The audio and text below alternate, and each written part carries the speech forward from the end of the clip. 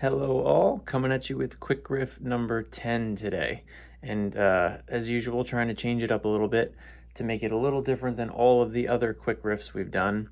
This one is a chord-based riff. So here, I'll show you the riff a couple times and then we'll look at it.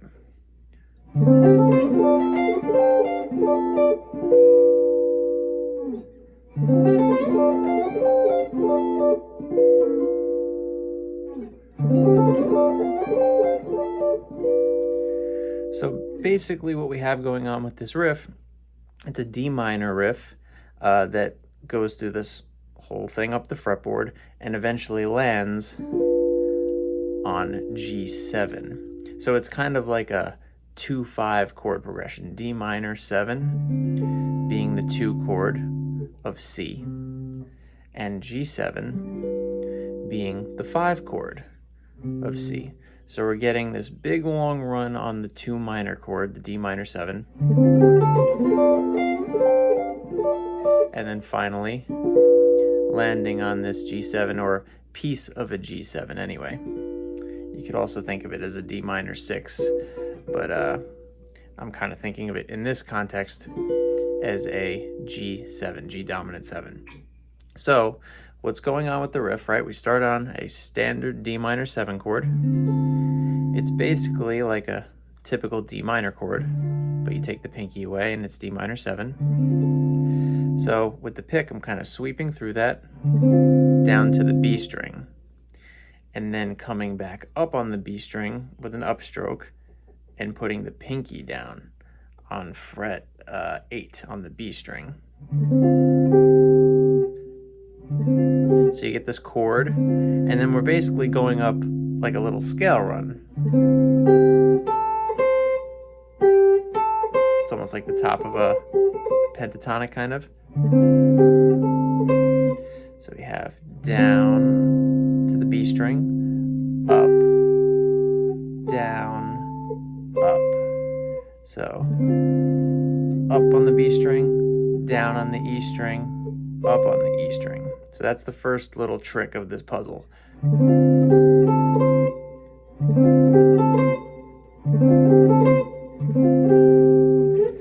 After that, we're now going to the 10th fret with a little bar from the D string across, which once again is D minor 7. You might be used to seeing it like that or like that, but either way, we're just taking those top parts, strings of that D minor 7 chord, which has all the notes from the chord in it, so nothing's missing.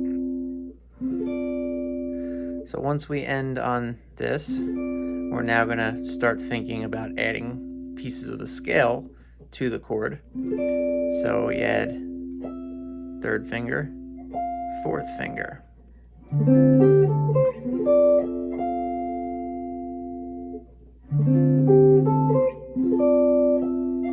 And for me, once again, this is down, up, down.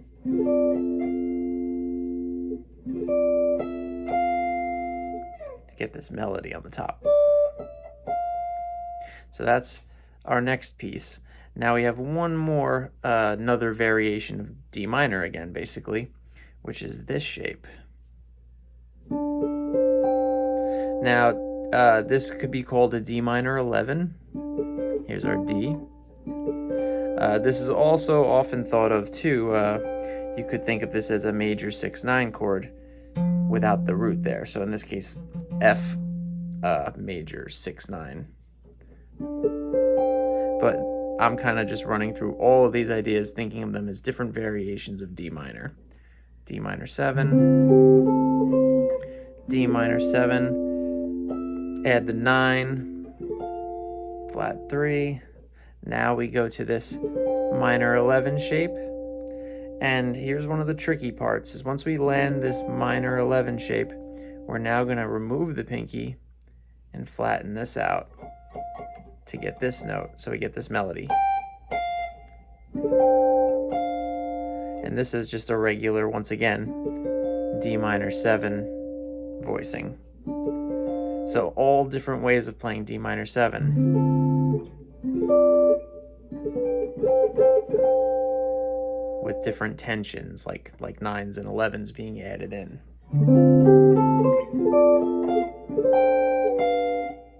And now we go back to this barred D minor 7.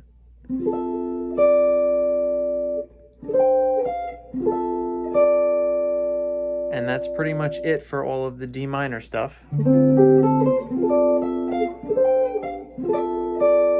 I kind of like to hammer that note. And then finally, we land on this little shape, which is 3rd finger D string, 12th fret, 1st finger G string, 10th fret, and pinky B string, 12th fret. Which, as I said, I'm kind of thinking of it here as landing on G7. Notice if you know a G7 bar chord, it's basically the same thing without this root on the top. So you could even technically hold the whole chord and not play the root, or you could also even play the root. So now you get this D minor to G7 transition. D minor,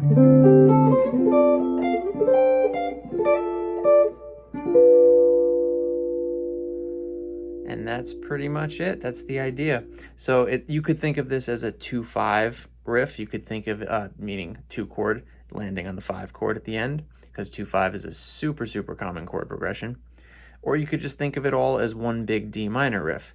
And if you know it well enough, and especially if you even get rid of the riff and kind of just think of it as this D minor, that D minor, this D minor 11, all these different ways, you can now take this and put it where you would play any minor chord. If we went down to C minor 7,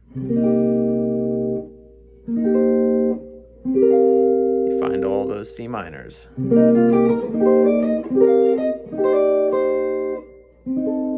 you could always end on that dominant chord at the end.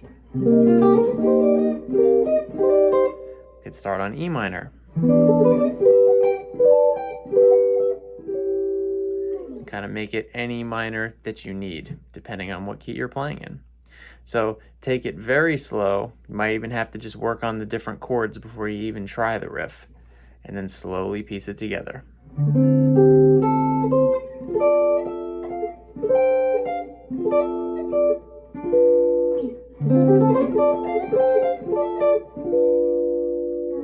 Good luck with riff number 10.